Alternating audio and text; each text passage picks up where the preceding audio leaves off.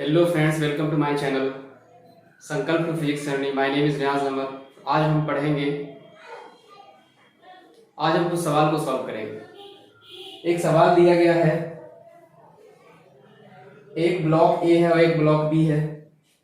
Block ए 3 metre पर second square के acceleration से आगे बढ़ रहा है और ब्लॉक बी जो 4 kg का है, जिस पर 48 न्यूटन का फोर्स लगाया गया है और वो इस तरफ जा रहा है। तो हमसे क्वेश्चन ये पूछा जा रहा है कि find the acceleration of block B with respect to block A, यानी कि ब्लॉक बी का एक्सेलरेशन हमको निकालना है ब्लॉक ए के रिस्पेक्ट में। तो इस तरह के सवाल को हम दो तरह से सॉल्व कर सकते हैं। एक तो तरीका ये होगा कि हम इसको रिलेटिव मोशन के कंसेप्ट से सॉल्व करें, और एक तरीका ये है कि हम इसको ऑब्जर्वर को इसमें बिठा देंगे और ये ऑब्जर्वर नॉन जो इनर्शियल फ्रेम है उसमें चला जाएगा और उसके हिसाब से इस वाले ब्लॉक के मोशन को ऑब्जर्व करेगा। तो सबसे पहले हम मेथड वन जो हमारा रिलेटिव मोशन उसके कॉन्सेप्ट से शुरू करते हैं। तो जो हमारा मेथड वन है,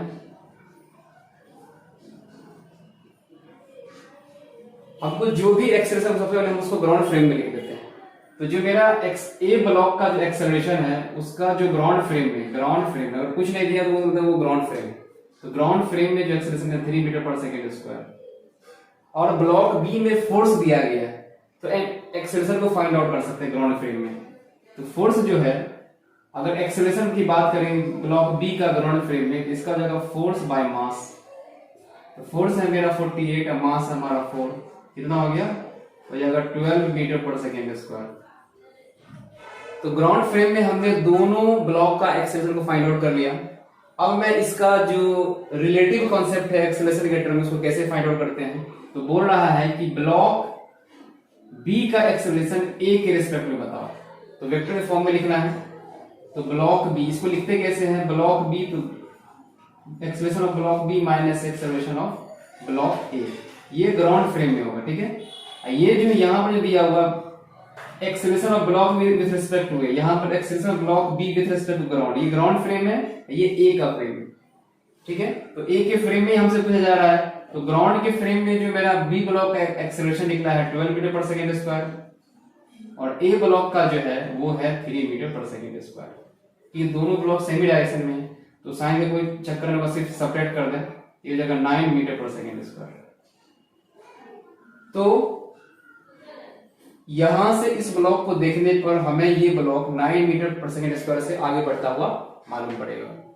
अब हम इसको अब दूसरे मेथड में हम नॉन इनर्शियल फ्रेम में ऑब्जर्वर को बिठाएंगे और इसके ब्लॉक के मोशन को ऑब्जर्व करेगा और यहां से एक्सेलरेशन को निकालेगा। तो इसको हम निकालते हैं। तो सबसे पहले हमने यहाँ पर एक ऑब्जर्वर को बिठा दिया है और ये ऑब्जर्वर इस ब्लॉक के मोशन को ऑब्जर्व करेगा। तो इस ऑब्जर्वर के लिए ये इस फ्रेम पर है, इस ब्लॉक के फ्रेम में है, ये फ्रेम एक्सेलरेट कर रहा है, ये हो गया non inertial frame. Non inertial frame में न्यूटन्स लॉ डायरेक्ट होल्ड नहीं करता, उसके लिए हमें स्यूडो फोर्स को अप्लाई करना पड़ेगा। हम जिस ब्लॉक का निकाल रहे हैं उस ब्लॉक पर एक्सीलरेटिंग फ्रेम के अपोजिट डायरेक्शन में एक स्यूडो फोर्स लगाना पड़ता है। मैं इस ब्लॉक का निकाल रहा हूं, इस ब्लॉक का जब मैं एफबीडी बनाऊंगा तो एक फोर्स 48 न्यूटन की तरह काम करता है और इस पर जो mg है वो नीचे नॉर्मल ऊपर, ये एक दूसरे को बैलेंस कर देगा क्योंकि ये मोशन ऊपर नीचे हो नहीं रहा, इसका मोशन हॉरिजॉन्टल डायरेक्शन में इस तरफ हो रहा है। तो हम इस डायरेक्शन में मोशन को देखते हैं। तो इसमें हम क्या करेंगे, एक स्यूडो फोर्स अप्लाई करेंगे। स्यूडो फोर्स कैसे अप्लाई होगा? Acceleration of the block and mass pseudo force कैसे अप्लाई होगा? Mass of the block and acceleration of the frame. तो मास है ब्लॉक का 4, एक्सेलरेशन आपका 3, ये जगह 12 न्यूटन। इतना स्यूडो फोर्स अप्लाई करेगा। आइए अल्टीमेटली ये ब्लॉक एक से आगे बढ़ेगा। तो इसका जो हम लॉ न्यूटन्स लॉ का सेकंड लॉ लिखते हैं, तो 48 newton minus 12 newton equal to mass into acceleration. Mass हमको दिया हुआ है 4, तो 4 इंटू ए, ये जगह 36 इक्वल टू 4a, तो a इक्वल टू हो जाएगा 36 बाय 4, तो ये जगह 12 मीटर पर सेकेंड स्क्वायर। तो इस तरह से दोनों तरह से हम इसको सॉल्व करके दिखा दिया। लेकिन ये मेथड काफी इजी है क्योंकि इसमें स्यूडो फोर्स लगा करके हमको ज्यादा रिलेटिव मोशन का लोचा नहीं लगा। स्यूडो फोर्स लगाया और उसके बाद हमने न्यूटन्स लॉ को अप्लाई कर दिया। जब फ्रेम, पिछले क्लास में बताया था, जब फ्रेम एक्सेलरेट कर रहा होगा और उस फ्रेम में ऑब्जर्वर को बिठा करके किसी ब्लॉक के मोशन को ऑब्जर्व करवाएंगे तो हमको स्यूडो फोर्स ब्लॉक को लगाना पड़ेगा, तभी हम न्यूटन्स लॉ को अप्लाई कर सकते हैं। अदरवाइज न्यूटन्स लॉ होल्ड नहीं करता है नॉन इनर्शियल फ्रेम में डायरेक्टली। तो अब इस तरह से हम एक अगला सवाल देखते हैं। तो एक सवाल है हमारे पास, एक वेज है और इस पर जिसका मास कैपिटल एम है और एक स्मॉल ब्लॉक है जिसका मास स्मॉल एम है और ये वेज का जो इंक्लिनेशन है वो थीटा है। तो इस वेज पर क्या एक्सेलरेशन दे कि ये ब्लॉक इस वेज पर स्लिप ना करे, यानी कि इस ब्लॉक के साथ ही चले। इसको हम दोनों फ्रेम में सॉल्व कर सकते हैं, लेकिन जो इजीली हैंडल होगा वो हमें ऑब्जर्वर को इस ब्लॉक का मास को ऑब्जर्व करवाना है। तो इस वाले फ्रेम, जो ये फ्रेम है, इस वाले वेज पर ऑब्जर्वर को बिठाना पड़ेगा और उसको देखना होगा कि ये ब्लॉक इसको रेस्ट में मालूम पड़ेगा। उसके अकॉर्डिंग हम इक्वेशन लगाएंगे और फाइनली हम जो एक्सेलरेशन होगा उसके वैल्यू को फाइंड आउट कर लेंगे। और कहा गया है कि देखिए एवरी सरफेस क्या फ्रिक्शनलेस है, इस पर कोई फ्रिक्शन है ना, तो इधर है क्योंकि ये सरफेस पर रखा हुआ है, ये सरफेस पर रखा हुआ है, इसका ये सरफेस है, इस पर भी कोई फ्रिक्शन नहीं है, यानी पूरा सरफेस फ्रिक्शनलेस है। तो किसी तरह का फ्रिक्शन वर्क नहीं करेगा। तो इसको सॉल्व करने के लिए हमें, क्योंकि हमें इस ब्लॉक को देखना है, क्योंकि ऑब्जर्वर को बिठाना है यहाँ पर ऑब्जर्वर को हमें बिठाना है और ये ऑब्जर्वर क्या करेगा, इस ब्लॉक को ऑब्जर्व करेगा। तो चलिए इसका एफबीडी बनाते हैं। एफबीडी में क्या करेंगे, ये हमारा ब्लॉक ऐसे रखा हुआ है ना, ऐसे रखा हुआ है। इसका जो मास होगा, ये वेट होगा, इसका वर्टिकली डाउनवर्ड काम करेगा। इसका नॉर्मल रिएक्शन इस तरह से काम करेगा, यानी कि परपेंडिकुलर द सरफेस, और इस पे हमें एक स्यूडो फोर्स अप्लाई करना पड़ेगा इस तरफ, इन मास ऑफ द ब्लॉक और एक्सीलरेशन ऑफ द फ्रेम इस तरफ हो गया। अब ये ब्लॉक इसको रेस्ट में मालूम पड़ेगा। तो रेस्ट में मालूम कब पड़ेगा, जब इसके हर डायरेक्शन में फोर्स आपस में बराबर हो, हॉरिजॉन्टल और वर्टिकल। तो चलिए हम इसके फोर्स को हम कंपोनेंट में ब्रेक करते हैं, कंपोनेंट में ब्रेक करते हैं। तो ये हो जाएगा हमारा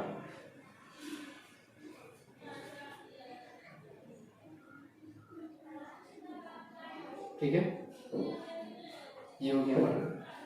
अगर क्योंकि इंक्लिनेशन एंगल वो दिया हुआ है थीटा दिया हुआ, अगर ये थीटा तो ऑब्वियसली है कि ये थीटा है, क्योंकि ये लाइन और ये लाइन आपस में पैरेलल है, ये लाइन और ये लाइन पैरेलल है, इसके करस्पॉन्डिंग एंगल ये हो गए, तो ये थीटा तो वो थीटा। अगर ये थीटा तो फिर ये भी थीटा हो जाएगा। तो हम इस डायरेक्शन में फोर्स को बैलेंस करते हैं, क्योंकि इस डायरेक्शन में भी कोई स्लिपिंग नहीं है, इस तरफ की फोर्स बराबर हो जाएंगे। तो इसका जो इस डायरेक्शन में जो कंपोनेंट बनेगा, इस तरफ का कंपोनेंट बनेगा ma cos थीटा, ठीक है। और इस तरफ का, इसका जो इस तरफ कंपोनेंट बनेगा, इस तरफ तो cos थीटा हो जाएगा, इस तरफ sin थीटा हो जाएगा, इधर हो जाएगा mg sin थीटा, ठीक है। तो ये बैलेंस कंडीशन में, ठीक है, इसका मतलब हो गया ma cos theta and equal to mg sin theta, mg sin theta, क्योंकि इसको रेस्ट में पता चलेगा। तो यहां से हम m से m कैंसिल हो जाएगा, तो यहां से हम a का वैल्यू निकाल सकते थे। a इक्वल टू क्या हो जाएगा, a इक्वल टू हो जाएगा g sin theta by cos theta equal to हो जाएगा g tan थीटा। यही एक्सेलरेशन का कंडीशन है। यही एक्सेलरेशन है जब इस ब्लॉक को इस तरफ धक्का देंगे, ये ब्लॉक इस पर रेस्ट करेगा, क्योंकि इसको पीछे की तरफ फील होगा, इसको स्यूडो फोर्स देगा, स्यूडो फोर्स की वजह से ये चिपक जाएगा इसके पास, ऐसे साथ चलता रहेगा। तो इस एक्सेलरेशन को निकालने के लिए हमें a g sin थीटा, ये फ्रीक्वेंटली आस्क्ड क्वेश्चन है, ये डायरेक्ट क्वेश्चन भी पूछे जाते हैं। इस रिजल्ट को हमको याद रखना है। जब कोई ब्लॉक वेज जिसका मास है, उस पर एक ब्लॉक जिसका मास स्मॉल एम रखा हुआ है, इसको हम कितना एक्सेलरेशन दें ये ब्लॉक इस पर स्लिप ना करे, तो उसके लिए जो कंडीशन अप्लाई है a equal to g sin theta. इसी तरह से मैं एक दूसरा सवाल है हमारे पास जो एससी वर्मा से लिया गया। ये सवाल हमारे एससी वर्मा की बुक से लिया गया है। इस सवाल में कह रहा है कि इस ब्लॉक का मास कितना होना चाहिए कि जब ये चले ये वाला ब्लॉक भी इसके साथ चले, यानी कि स्लिप ना करे। सबसे पहले हम क्या करेंगे, हम इसका एफबीडी बनाएंगे, ठीक है। अब देखिए ये वाला जो वेज है रस्सी से बंधा हुआ है, और रस्सी से ये पुल्ली के थ्रू ये वाला ब्लॉक बंधा हुआ है। तो जिस एक्सेलरेशन से ये ब्लॉक नीचे गिरेगा उसी एक्सेलरेशन के साथ ये आगे बढ़ेगा, यानी जितना आगे बढ़ेगा जिस एक्सेलरेशन से, क्योंकि ये रस्सी यहाँ पे बंधा हुआ है, तो इस पॉइंट का जो एक्सेलरेशन होगा वही इस वाले ब्लॉक का होगा एक्सेलरेशन। तो यानी कि सेम एक्सेलरेशन के साथ ये इसका पूरा सिस्टम जाएगा और ये नीचे गिरेगा। तो इसमें जो हमको बनाना है सबसे पहले, इसमें जो हमको सबसे पहले बनाना है, क्या बनाना है, एफबीडी। तो एफबीडी बनाने के लिए हमें क्या करना होगा, क्योंकि मैंने इसका कंडीशन इससे पहले निकाल चुका था। ए का वैल्यू क्या होना चाहिए जब ये स्लिप ना करे, तो ए का वैल्यू होना चाहिए जी टेन थीटा, जो हमने अभी पढ़ा है। यानी कि ए इक्वल टू ये जी टेन थीटा से आगे बढ़ेगा। तो चूंकि हमें इस ब्लॉक का मास निकालना है, तो इस पर जो इसका अगर मैं एफबीडी बनाऊं, इसका जब मैं एफबीडी बनाऊं तो क्या होगा,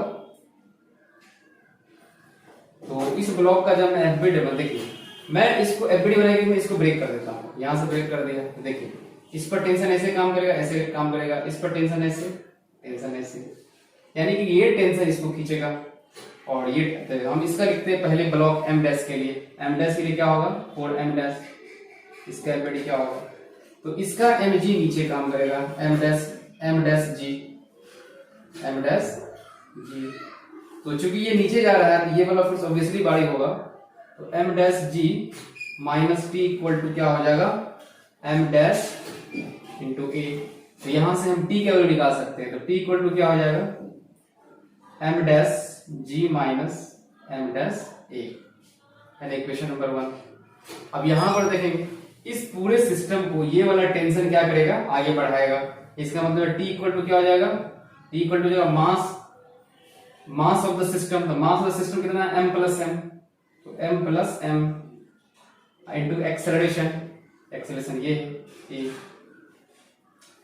दोनों का LHS बराबर है तो RHS बराबर हो जाएगा। इक्वेशन नंबर मैं इसको 2 मान लूं, तो from equation 1 and 2, from 1 and 2 ये हो जाएगा m डैश जी माइनस, इसको मैं यहाँ पर सीधे मैं कॉमन ले लेता हूँ, m डैश हमारा कॉमन है, तो जाएगा g minus a equal to हो जाएगा m प्लस स्मॉल m, और a का वैल्यू मैं यहाँ पर बैठा दूं, क्योंकि a का वैल्यू है जी टेन थीटा, क्योंकि ये कंडीशन मैं पहले निकाल चुका हूँ, जी टेन थीटा। तो यहाँ पर हो जाएगा m डैश इक्वल टू हो जाएगा m प्लस m जी टेन थीटा बट्टा g माइनस ए,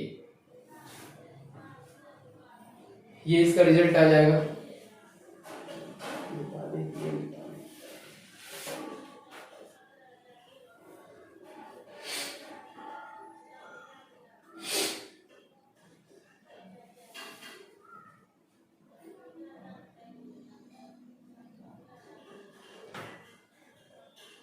एक बार चेक कर लेते हैं, क्रॉस चेक कर लेते हैं सही है कि नहीं सही है।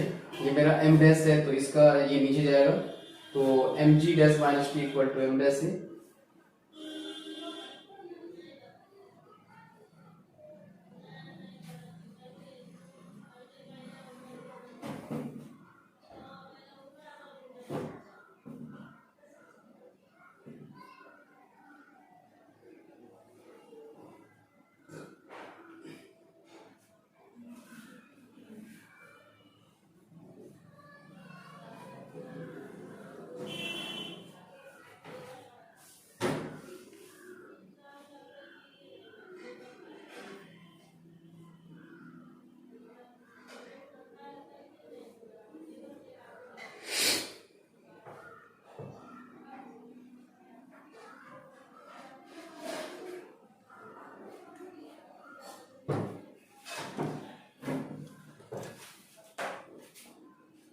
इस तरह से इसका रिजल्ट ये हो गया।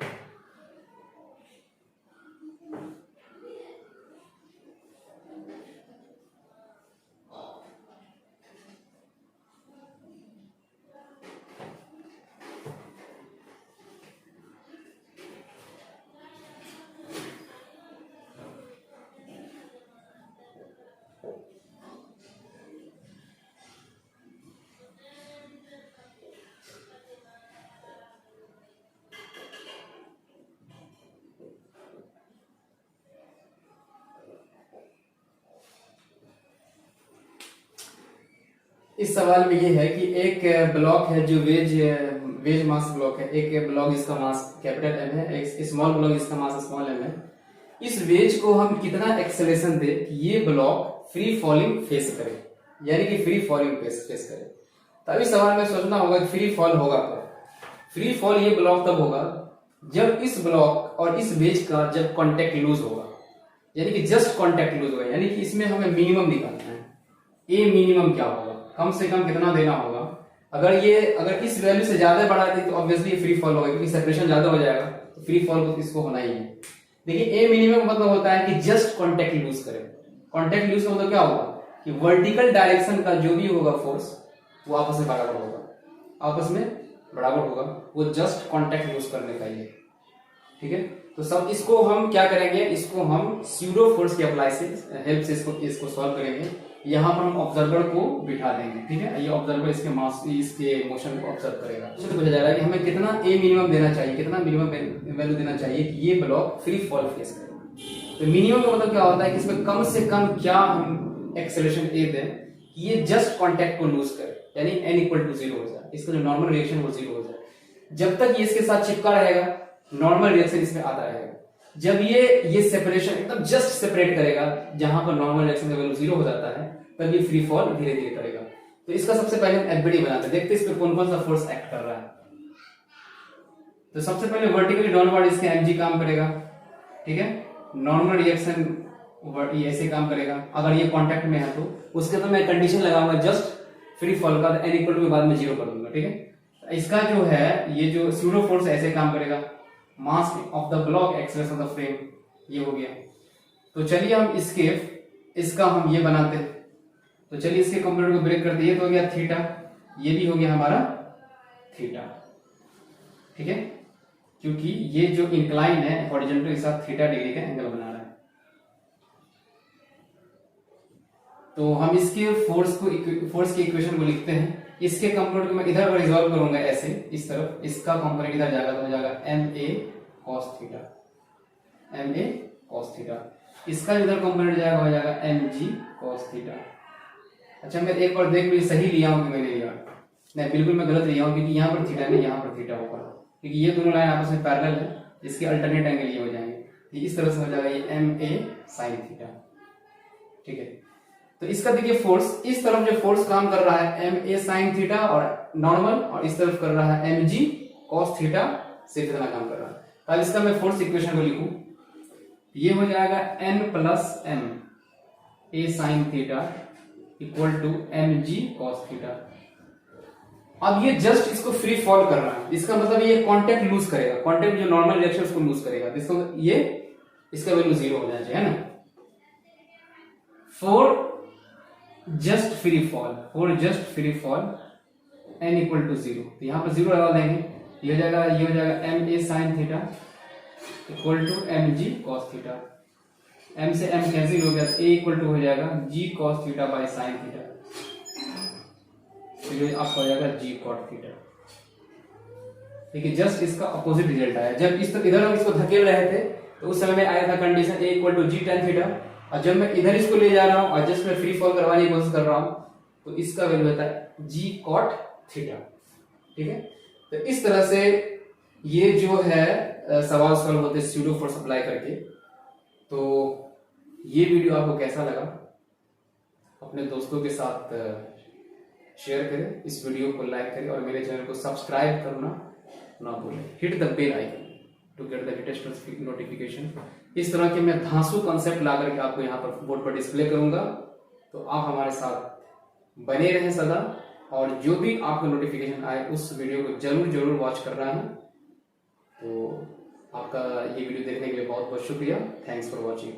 और इस तरह का मैं मोटिवेशन वीडियो भी आपके लिए मैं लाता रहूंगा, क्योंकि मोटिवेशन होना बहुत जरूरी है। जो बच्चे मोटिवेटेड नहीं होते उसको पढ़ाई में दिल नहीं लगता, उसको किसी भी सब्जेक्ट में इंटरेस्ट नहीं आता। क्योंकि बहुत सारे बच्चे बोलते सर फिजिक्स में हमें न्यूमेरिकल तो समझ में, थ्योरी तो समझ में आता है, न्यूमेरिकल को ही मैं नहीं समझ पाता हूँ। इसके पीछे का रीजन ये है कि बच्चे सब्जेक्ट में इंटरेस्ट नहीं ले रहे हैं। तो इंटरेस्ट आपको ही लेना पड़ेगा, क्योंकि आपको अगर जुनून है फिजिक्स सीखने का तो आपको कंटिन्यूसली फिजिक्स की पढ़ाई करनी होगी। कम से कम दिन में 1 आवर तो आपको निकालना ही होगा, और उस कंसेप्ट को समझ करके उससे रिलेटेड आपको जो क्वेश्चन उसको लगाने होंगे, क्योंकि क्वेश्चन लगाने से जो मेरा कंसेप्ट है पूरा फंडामेंटल क्लियर हो जाता है। अगर एक बार मैं थ्योरी को पढ़ भी लूं, उससे रिलेटेड मैं कंसेप्ट को याद भी कर लूं, तो याद करने और उसको याद करके उसको अप्लाई करने में जमीन आसमान का फर्क होता है। अगर अप्लाई आपने कर लिया तो वो कॉन्सेप्ट आपको परमानेंटली आपके सबकॉन्शियस लेवल पर वो चला जाएगा और वो इस तरह के जितने भी उस पैटर्न जितने भी सवाल होगा आप उसको सॉल्व कर पाएंगे। तो फिजिक्स को बिल्कुल हल्के में ना लें, क्योंकि अगर आप मेडिकल के एग्जाम में बैठने के लिए जाएंगे, क्योंकि बहुत सारे बच्चे का बायोलॉजी बिल्कुल ठीक ठाक होता है, केमिस्ट्री भी बिल्कुल ठीक ठाक होता है, जो मेन स्कोरिंग जो पेपर होता है वो फिजिक्स होता है, क्योंकि वही बच्चे रैंक होल्डर बनेंगे जिसकी फिजिक्स अच्छी होगी, जिसका कंसेप्ट अच्छा होगा, जिसका इमेजिनेशन पावर अच्छा होगा, क्योंकि आपको बहुत सारी चीजों को इमेजिनेशन भी करना पड़ता है, क्योंकि बिना imagination physics is nothing. Albert Einstein ने कहा था कि imagination is better than knowledge. अगर आपके पास नॉलेज इमेजिनेटिव पावर नहीं है तो फिर आपका नॉलेज कोई काम का नहीं है, क्योंकि आपको कहीं ना कहीं क्रिएटिविटी लगानी पड़ती है, तभी आप जो हमारे जो प्रॉब्लम्स होते हैं उसको हम सॉल्व कर पाते हैं। तो इस तरह से हमारे चैनल को लाइक करें, सब्सक्राइब करें और अपने दोस्तों के साथ शेयर करें। Thanks for watching.